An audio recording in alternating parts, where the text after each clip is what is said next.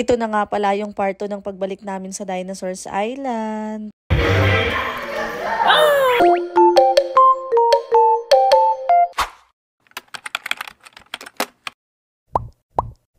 Napakatagal nga bago ko magawa itong part 2 na to. At kinukulit na nga talaga ako ni Ate Ayesha at Kenji na tapusin ko na daw ito. Dahil madalas talaga ito ang laging pinapanood ni Kenji. Yung mga videos ng pagpunta namin sa Dinosaurs Island. Nagsasabi pa nga tong batang to na malapit na nga daw yung birthday niya at gusto niya nga daw bumalik ulit dito. Pero tignan nyo naman, umiiyak naman siya. Pati nga si Ate Athena kahit second time na ay umiyak pa rin dito. Ito kasi yung first time na nakapasok nga si Kenji dito sa attraction na to. Dahil yung huling punta namin dito, may sakit siya noon kaya hindi namin siya pinasok dito.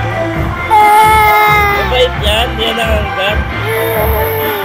At tignan nyo nga, grabe talaga yung iyak niya. Nakakakaba din kasi talaga, lalo na nga kapag tumapat sa itong ganitong kalaking dinosaur. Pero nakaka-enjoy din naman talaga siya. Pagkatapos nga magsayaw ng mga dinosaurs na yan, ay isa-isa kaming grupong nagpa-picture sa kanila. At pagkatapos nga dyan, ay dito naman kami pumunta sa may 7D. Second time na nga ni Kenji dito, kaya naman feeling ko, alam niya na agad kung ano yung mangyayari. Pagpasok nga pala namin dito sa loob, ay dito na kami sa may harapan pumwesto. At pag-upo nga ni Kenji, ay sinuot niya na agad itong kanyang shade. Hindi ko na nga na-videohan yung mga sumunod na pangyayari dyan dahil nga napakadilim. At sumunod nga na pinuntahan namin ay itong Jurassic Jungle. Kung matatandaan nyo nga, nung huling pumunta kami dito ay grabe yung iyak din ni Kenji. Nagulat kasi talaga siya noon doon sa mga nakita niya. Nahati nga pala kami sa dalawang grupo dito. At kasama nga namin nila Papa yung mga bata. At dahil nga second time na ni Kenji dito ay hindi na nga siya masyadong nagugulat. Lalo na nga dito sa gorilla na nagpaiyak sa kanya ng sobra nung una. Naalala ko pa nga na sumigaw pa siya noon na gusto niya nang umuwi habang umiiyak siya. Pagkatapos nga dyan ay hindi na ako sumama sa kanila nung pumunta sila sa Seven Wonders. Kaya lang pagbalik nga nila itong batang to nagsusumbong sa akin dahil nadapa daw siya. Feeling namin napagod na siya ng sobra kaya naman bigla na lang siyang nadapa. At iyak nga siya ng iyak dyan kaya naman etong si Papa dinala na nga lang siya dito sa may bandang souvenir shop. At hindi nga kami nagkamali dahil nung makita nga ni Kenji yung mga dinosaurs dito ay tumigil naman siya agad sa pag-iyak. Ang tagal niya ngang tumambay dyan dahil nga gusto niyang maglaro ng maglaro. At dalawang dinosaur nga agad yung nabili ng batang to doon. At yung ibang mga dinosaurs na yan ay baon nga namin yan. Kumain na rin nga pala kami niyan dahil nga malapit na rin yung lunchtime nito at pagod na rin yung mga bata. At ito nga si Ate Ayesha ay hindi nga pumayag na hindi siya bibili ng cotton candy. Favorite na favorite kasi talaga nitong ate ang cotton candy na yan. Tatlo nga pala yung binili namin dyan. Isa kay Ate Athena, kay Kuya Janjan at kay Ate Ayesha. At itong si Kenji ay nakitikim na lang sa kanila. Pagkatapos nilang ubusin yung cotton candy nila ay nagyaya na nga si Kenji na umakyat dito sa mga fossils. Maigsi lang naman to pero nagtagal din sila dito dahil nga tuwang-tuwa yung batang to. At kilala niya nga yung mga dinosaurs na yan kahit na nga mga buto na sila. Ganadong-ganado nga ulit yung batang ito sa paglalakad dahil nga naka-recharge na siya. Natapos na nga pala naming puntahan yung mga attractions sa part na to kaya naman lumipat na kami sa kabilang side. At nandito nga itong playground na to. Naglaro nga lang sandali dito yung mga bata, mabuti nga at nakisama yung panahon. Dahil nga hindi umulan at medyo makulimlim kaya naman hindi rin mainit. Saglit lang din naman sila dyan at niyaya na nga sila ng Papa agad na pumunta dito sa may Insectlandia. At dahil nga medyo napagod na ulit si Kenji dito kaya naman nagpakalong na siya. Marami nga rin palang mga pwedeng makita dito kaya naman yung batang to'y enjoy